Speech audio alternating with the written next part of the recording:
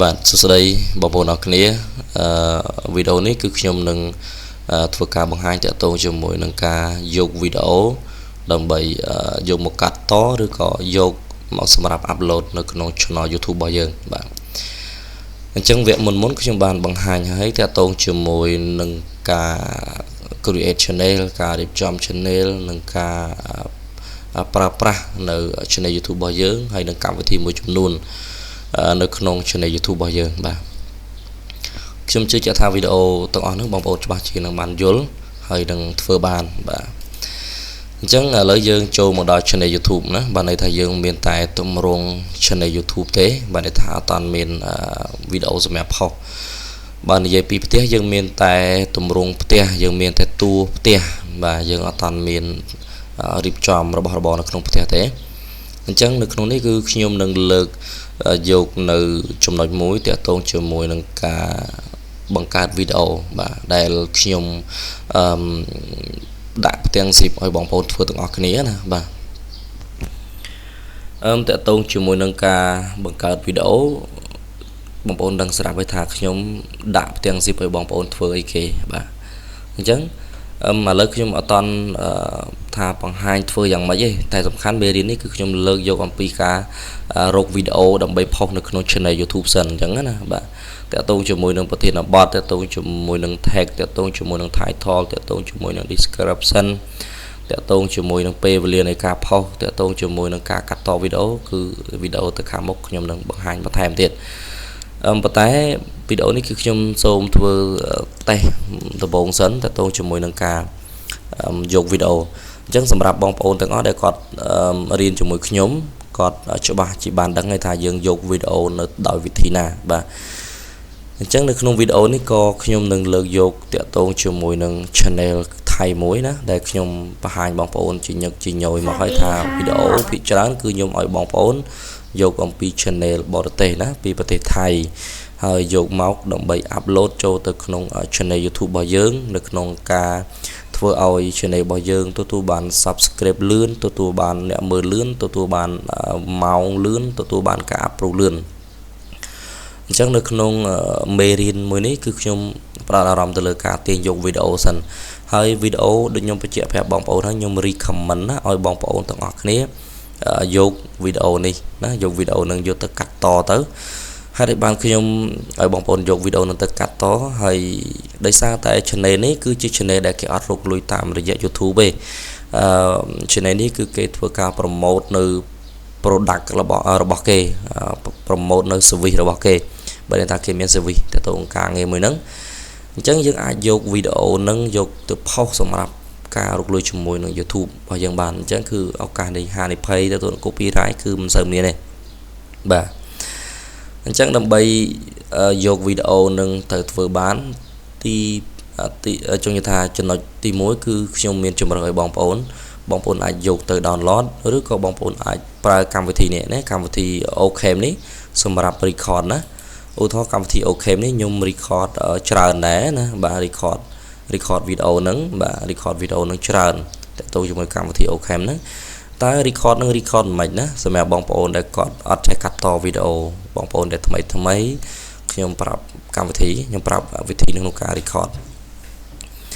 អញ្ចឹងសម្រាប់បងប្អូនដែលត្រូវការចេះកាត់តវីដេអូដោយយើងប្រើកម្មវិធីមួយនេះគេហៅថាកម្មវិធី Wondershare ខ្ញុំចូលចិត្តប្រើកម្មវិធីនឹងជាងគេដោយសារតែវា easy ហើយវា render លឿនអញ្ចឹងខ្ញុំយកកម្មវិធីនឹងមកកាត់តប៉ុន្តែជាទូទៅសម្រាប់ channel YouTube របស់ខ្ញុំដំបូងណាដែលខ្ញុំធ្វើដំបូងគេដើម្បី promote subscribe ដើម្បី promote view ដើម្បី promote អីផ្សេងដើម្បីឲ្យគេចូលមើលហើយគេចុចជាវលើ channel របស់យើងគឺខ្ញុំជាទូទៅគឺខ្ញុំអត់កាត់តទេគឺខ្ញុំគ្រាន់តែ record នៅចំណុចពិសេសកន្លែងណាមួយហើយខ្ញុំយកទៅ upload តែម្ដងអានេះវិធីលឿនណាបាទអញ្ចឹងឧទាហរណ៍ខ្ញុំសូមធ្វើតេស្តវីដេអូដែលខ្ញុំ record មួយអញ្ចឹងខ្ញុំសូម pass សិនខ្ញុំនឹងយកវីដេអូនោះមកបង្ហាញបងប្អូនទាំងអស់គ្នានេះគឺជាវីដេអូដែលខ្ញុំបាន record រួចហើយបាទដែលខ្ញុំបាន record រួចហើយ record ហ្នឹងគឺយើងប្រើកម្មវិធីអីដូចខ្ញុំនិយាយអញ្ចឹងគឺយើងប្រើនៃកម្មវិធី OBS នេះមកណា Ocam នេះមកបាទ Ocam ហ្នឹងឧទាហរណ៍ខ្ញុំសូម play เคสนี้นะ អូខេ បន្ទាប់ពីខ្ញុំ record គឺថាមានអារម្មណ៍ថាខ្ញុំមានថាសូម្បីតែខ្ញុំក៏គិតថាវាស្អាតដែរខ្ញុំអត់កាត់តទេសួរថាជាប់ copyright ដែរទេដូចអត់ជាប់ទេខ្ញុំធ្វើ style វិធីនឹងច្រើនហើយដោយសារទី1ខ្ញុំរវល់ច្រើនទី2បើសិនជា channel ដែលខ្ញុំ promote subscribe promote អីហ្នឹងគឺខ្ញុំប្រើមធ្យោបាយមួយនឹងធ្វើណាបាទខ្ញុំប្រើមធ្យោបាយមួយហ្នឹងគឺខ្ញុំគ្រាន់តែ record នៅចំណុចណាមួយនៅក្នុងចំណោម10នាទីខ្ញុំយកទៅ2នាទី3នាទីឬក៏1នាទីទេដើម្បី promote នៅលើ channel YouTube របស់យើងសម្រាប់ channel ថ្មីអូខេបាទអញ្ចឹងពេលដែលបងប្អូនចុចrecord ហើយបងប្អូនអាច upload បានតែម្ដងណានេះក៏ខ្ញុំប្រាប់វិធីគឺបងប្អូនអាចធ្វើអញ្ចេះទី1បងប្អូនចូលទៅក្នុង channel YouTube ជាពិសេសបងប្អូនសង្កេតមើលលើវីដេអូណាមួយដែលគាត់ថាយើងល្អមើលណាឧទាហរណ៍ខ្ញុំសូមចុច play វីដេអូនេះមួយអូខេអញ្ចឹងវីដេអូនេះត្រឹមតែ2នាទីទេបាទចូលវីដេអូនេះ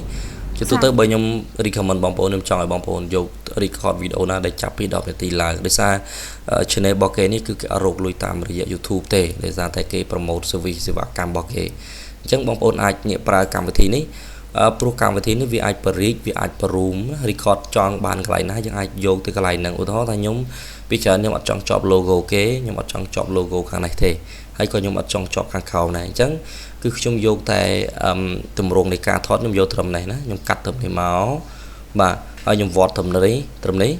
ហើយខ្ញុំវត្តឡើងទៅលើយកត្រឹមនេះអញ្ចឹងវាផុត logo របស់គេទាំងសងខាងក្រោមខាងលើរួចអស់ហើយអញ្ចឹងយើងវត្តជុំវិញត្រឹមនេះមកអញ្ចឹងបានន័យថាយើងនៅសល់តែផ្ទៃលើវីដេអូផ្ទៃមុខហ្នឹងទេគឺថាវាមិន full ពីមុនទេប៉ុន្តែក៏វាមានទម្រង់ស្អាតដែរណាគឺខ្ញុំ record ឲ្យមានជាប់របស់គេទេเดี๋ยวพี่กุ้งจะทำการกดគឺខ្ញុំ record ឲ្យមានជាប់ logo របស់គេទេគឺស្អាតតែម្ដងណាបាទហើយសង្ឃឹមថាបងប្អូនទាំងអស់ធ្វើអញ្ចឹងគឺលឿនមែនទេណាអញ្ចឹងបានហើយខ្ញុំ recommend ថាធ្វើ channel ឲ្យច្រើន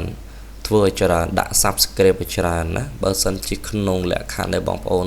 ត្រូវការលក់ channel ដែលមាន subscribe អញ្ចឹងបងប្អូនខ្ជិលដាក់បើក monetize ឬក៏បងប្អូនមាន monetize ហើយបងប្អូនធ្វើ channel នឹងមកណាលក់ណាខ្ញុំអ្នកទិញខ្ញុំទិញហ្នឹងគឺខ្ញុំលក់ឲ្យគេដែរទេបើសិនជាបងប្អូនចង់លក់ឲ្យអ្នកផ្សេងក៏អូខេដែរខ្ញុំជួយប្រាប់អ្នកដែលគាត់ចង់ទិញឲ្យបងប្អូនអាចលក់ channel ហ្នឹងទៅខ្ញុំមួយថ្ងៃខ្ញុំធ្វើតែ channel អស់នេះលក់ឲ្យគេទេបាទអ្នកដែលគាត់ទិញអញ្ចឹងណាជាពិសេសកូនសិស្សដែលគាត់ចូលរៀនគាត់ចង់ទិញអញ្ចឹងអីក៏ខ្ញុំធ្វើ channel ហ្នឹងទៅប៉ុន្តែបងប្អូនដែលគាត់ចូលរៀនហើយគឺគាត់អាចធ្វើបានអត់ពិបាកទេណា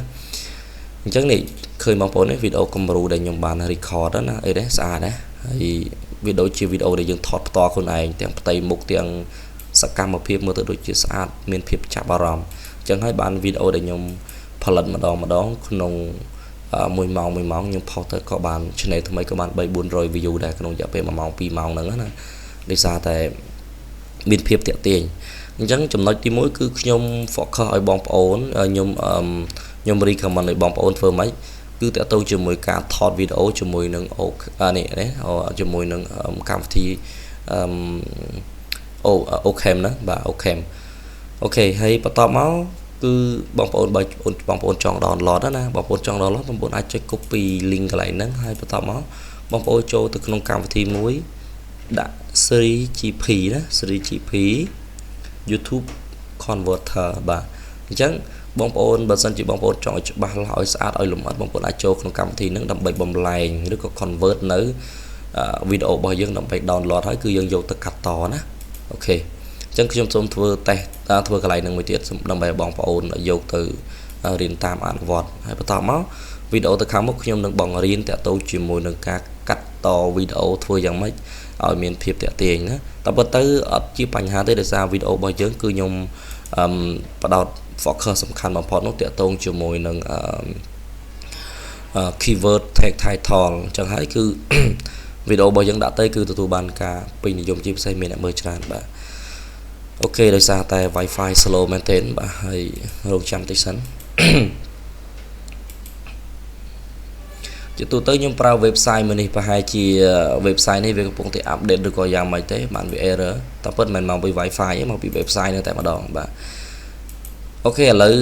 បងប្អូនអាចចុចចូលទៅក្នុងកម្មវិធីហ្នឹងណាបើសិនជាបងប្អូនមើលហើយបងប្អូនអាចចេះប្រើហើយគាត់នៅវាយ 3GP YouTube Converter បន្ទាប់មកបងប្អូនចុចចូលទៅក្នុងកម្មវិធីហ្នឹងបងប្អូន pass link ដែលយើង copy ចេញពីកម្មវិធីកន្លែងនេះចូលទៅក្នុងកម្មវិធី 3GP ហ្នឹងមក pass ចូលក្នុងហ្នឹងបន្ទាប់មកបងប្អូនចុចពាក្យថា select MP4 បាទ MP4 ហើយបន្ទាប់មកយកពាក្យថា standard ចឹងទៅហើយចុច start now ទៅវានឹង generate បានថាវានឹង convert នៅវីដេអូរបស់យើងឲ្យទៅជាវីដេអូបែប MP4 ទោះបីជាវីដេអូរបស់គេលក្ខណៈ Full HD វីដេអូរបស់គេកម្រិតយ៉ាងណាក៏ដោយក៏វាកម្រិតវាបំលែងទៅជា MP4 ដើម្បីងាយស្រួលនៅក្នុងការ download ណាវាបំលែងឲ្យទូចឲ្យមេហ្នឹងកាន់តែតូចទៅបាទហើយតើតើវីដេអូនេះគឺខ្ញុំមានតែប៉ុណ្្នឹងទេតើតើជាមួយនឹងការយកវីដេអូអញ្ចឹងបងប្អូនអាច record វីដេអូហ្នឹង record ជាមួយ OBS Ocam ច្រឡំ OBS ចឹងបងប្អូន select តាក់ទងជាមួយនឹង sound តាក់ទងនឹងអីបងប្អូន select យក sound original របស់គេតែម្ដងក៏អត់បញ្ហាដែរដោយសារតែវីដេអូនេះគឺភាគច្រើនគឺគេអត់រកលុយទេណាអញ្ចឹងក៏អត់មានជាបញ្ហាដល់ channel របស់យើងដែរហើយម្យ៉ាងទៀតគឺយើងដាក់ title ដាក់ text description ជាភាសាអង់គ្លេសបាទ